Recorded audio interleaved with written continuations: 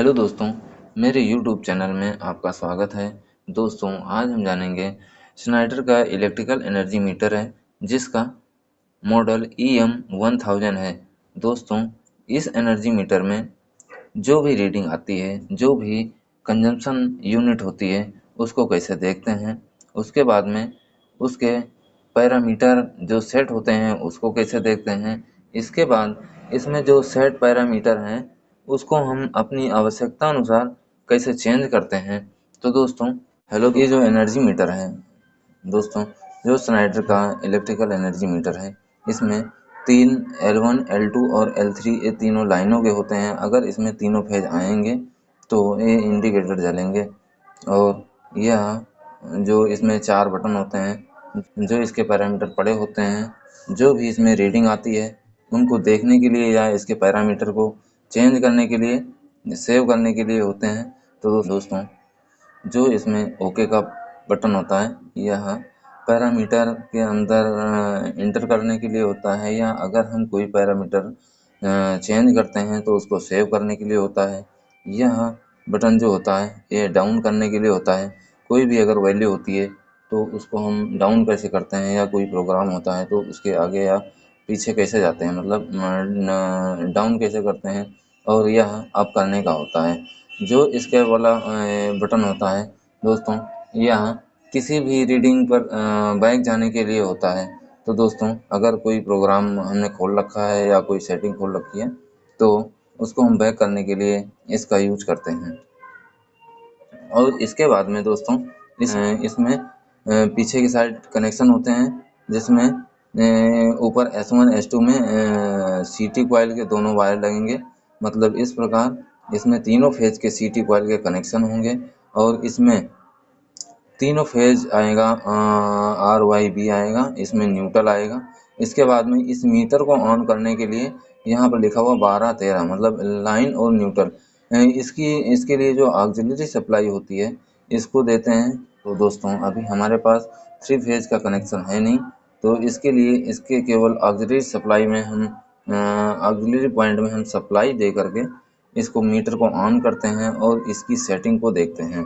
दोस्तों, सबसे पहले हम इसमें देखेंगे कि हम इसके अंदर इसकी रीडिंग को कैसे देख सकते हैं। जो भी इसमें रीडिंग जो कंज्यूम हुआ होता है, उसको कैसे देखते हैं, या प्रेजेंट टाइम में जो भी चल रहा होता है उसको हम कैसे देखते हैं, या इसके जो पैरामीटर सेट किए होते हैं, कितने पे सेट कर रखा है, क्या क्या इसमें प्रोग्राम कर रखा है, उसको कैसे देखते हैं। या अगर कोई हम नया इलेक्ट्रिकल एनर्जी मीटर लगाते हैं तो उसमें हम पैरामीटर को कैसे डालते हैं। दोस्तों, जब हम इस एनर्जी मीटर में सप्लाई देते हैं तो उस टाइम में हमें जो डिस्प्ले पे शो करेगा, RMS शो करेगा। तो दोस्तों, RMS क्या होता है?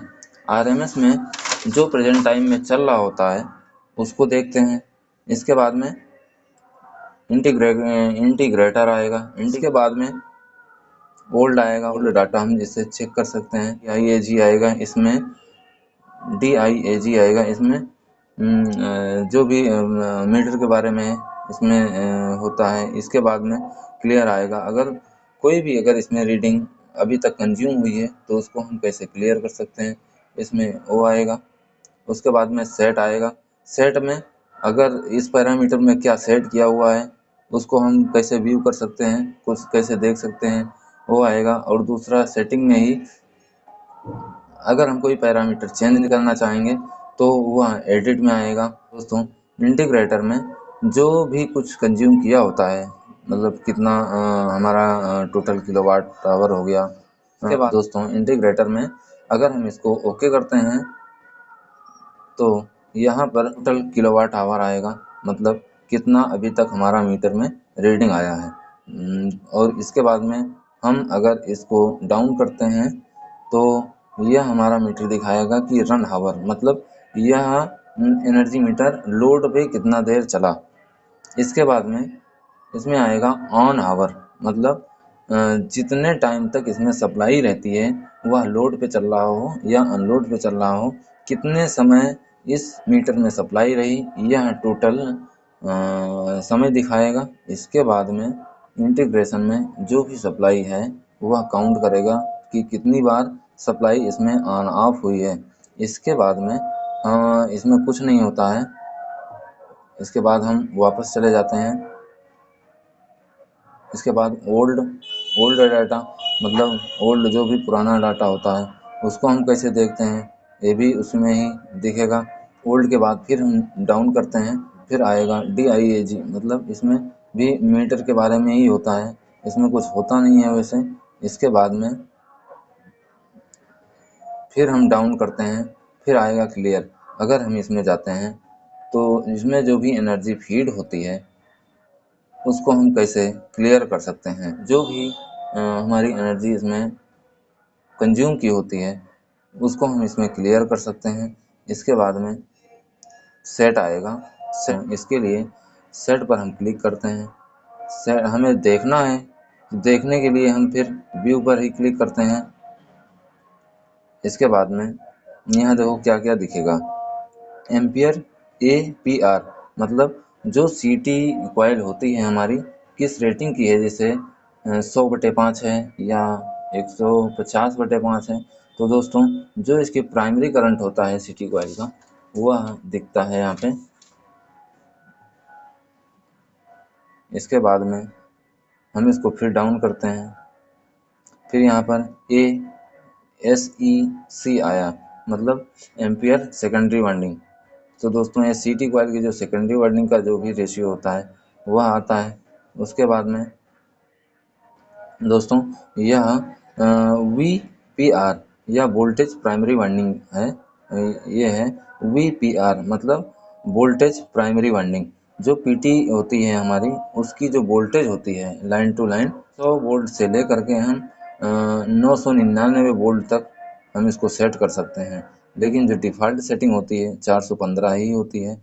इसके बाद में सेक जो दोस्तों जो PT का जो सेकेंडरी वाइंडिंग का वोल्टेज होता है वह यहाँ पर सेट होता है। जो इसकी इनपुट जो रेंज होती है, 50 वोल्ट से इसको हम 600 वोल्ट तक सेट कर सकते हैं।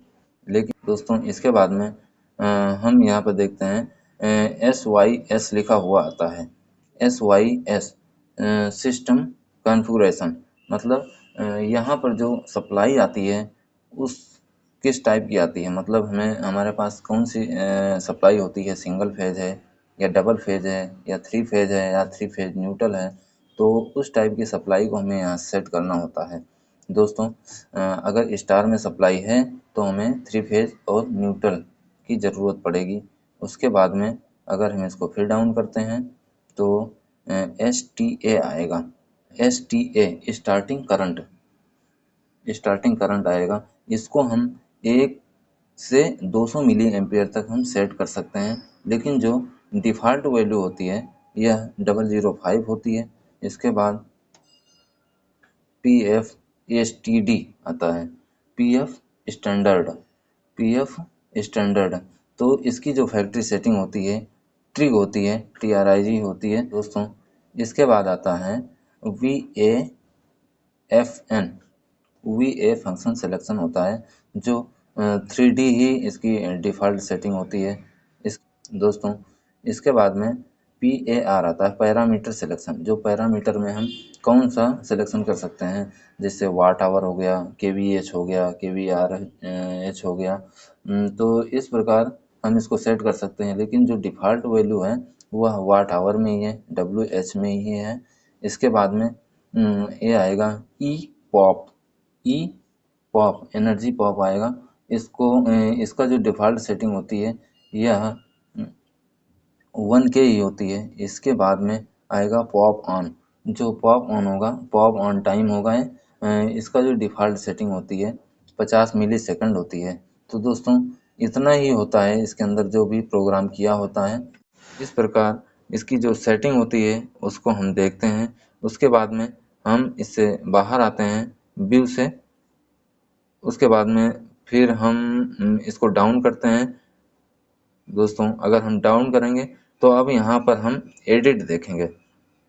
दोस्तों अब हम एडिट के अंदर क्या होता है कि एडिट के अंदर हम अपनी आवश्यकता अनुसार हम इसके जो पैरामीटर होते हैं उसको हम सेट कर सकते हैं। जैसे अगर हम इसके अंदर जाते हैं तो इसके अंदर जब हम जाएंगे तो यह पासवर्ड मांगेगा, मतलब इसके अंदर जब हम जाएंगे तो इसका कोड मांगेगा। तो कोड मांगेगा भी 2000 है। अभी हमें इसका जो कोड होता है 1 करना है, मतलब 1000 करना है। 1 हमने कर दिया। उसके बाद में जब हम इंटर करेंगे तो यह एक एक करके ब्लिंक मतलब हटता जाएगा, मतलब इसका जो नंबर है मिटते जाएंगे। उसके बाद में यहाँ जो पास का यहाँ पास लिखा हुआ आ जाएगा, फिर हम इसको ओके करेंगे, फिर जो हमारा कोड है वह इंटर हो जाएगा। तो दोस्तों आइए हम करके देखते हैं इसको। अभी 1 पे ब्लिंक कर रहा है, अब हम इसको ओके करते हैं। ये मिट गया। उसके बाद 0 पे ब्लिंक कर रहा है, उसके बाद में हम फिर ओके करेंगे। फिर तीसरे वाले उस पे 0 पे ब्लिंक कर रहा है, फिर हम इस पे फिर ओके करेंगे।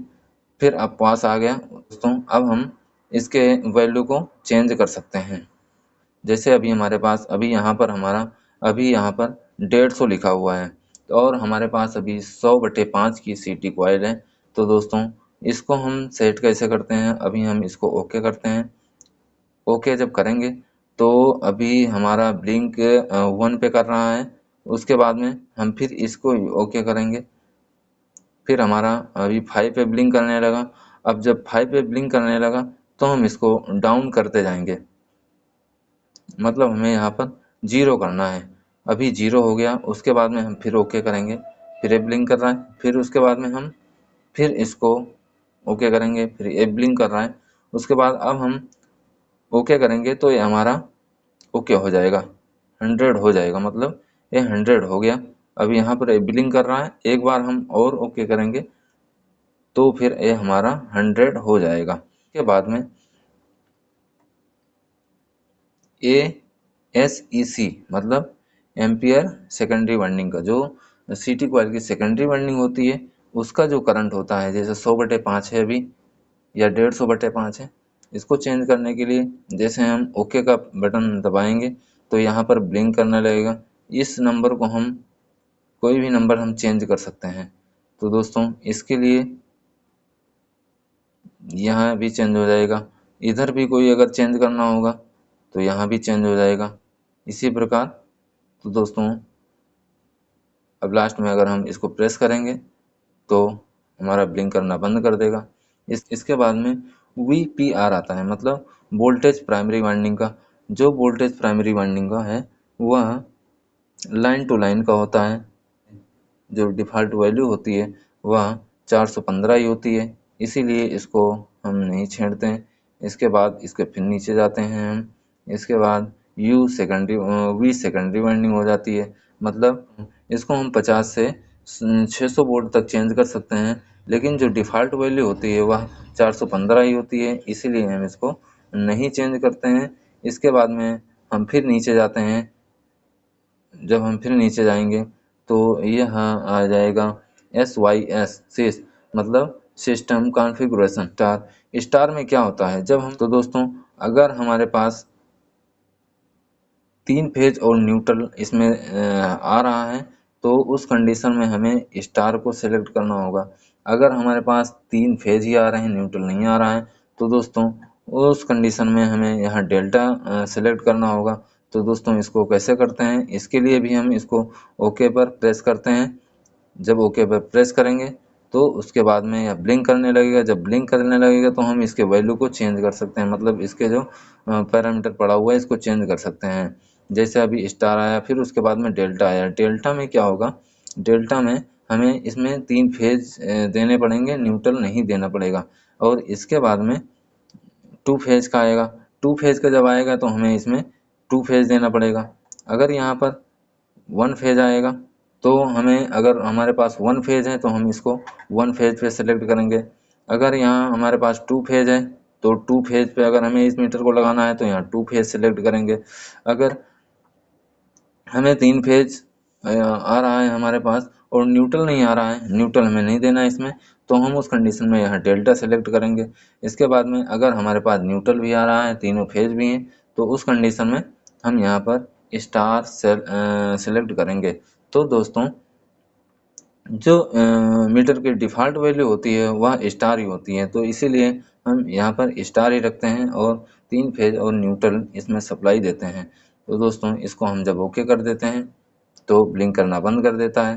तो दोस्तों इसके बाद में हम दूसरा इसके बाद जो पैरामीटर आता है वह आता है STA, स्टार्टिंग करंट। तो दोस्तों जो स्टार्टिंग करंट होता है वह 1 एम्पियर से 200 मिली एम्पियर तक हम सेट कर सकते हैं। तो लेकिन इसकी जो डिफ़ॉल्ट वैल्यू होती है, जो डिफ़ॉल्ट सेटिंग होती है वह 005 होती है, इसीलिए हम इसको भी नहीं छेड़ते हैं।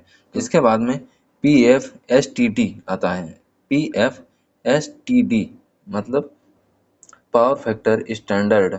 इसकी जो डिफ़ॉल्ट वैल्यू है TRIG ट्री ही होती है।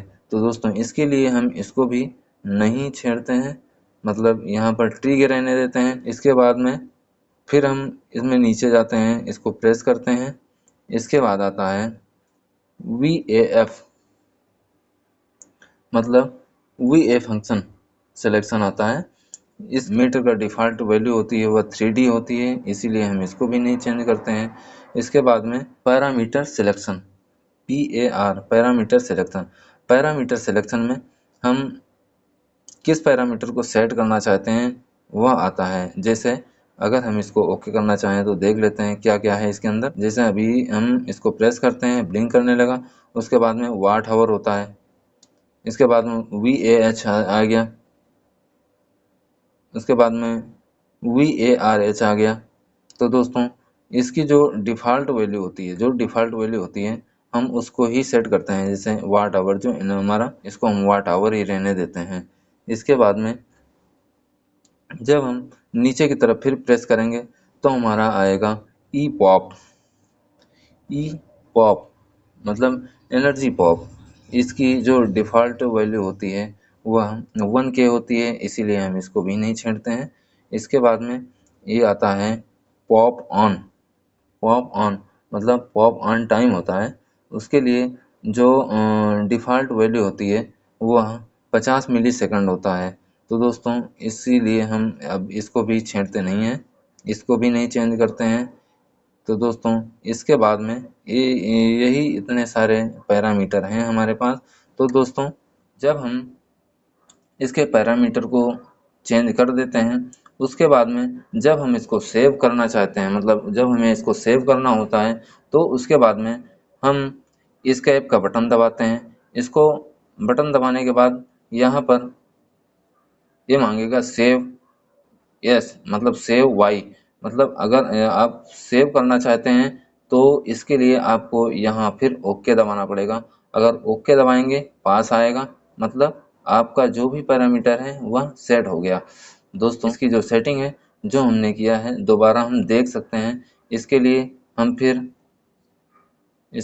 फिर एडिट, उसके बाद में हम इसमें व्यू में जाएंगे। व्यू में जा करके ओके करेंगे। ओके करने के बाद हम इसकी सारी सेटिंग दोबारा हम देख सकते हैं कि हमने क्या क्या सेट किया है या इसमें क्या क्या सेट है।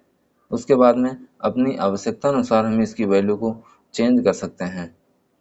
तो दोस्तों यह वीडियो आपको कैसा लगा? अगर अच्छा लगा हो तो प्लीज़ लाइक और सब्सक्राइब करें। धन्यवाद।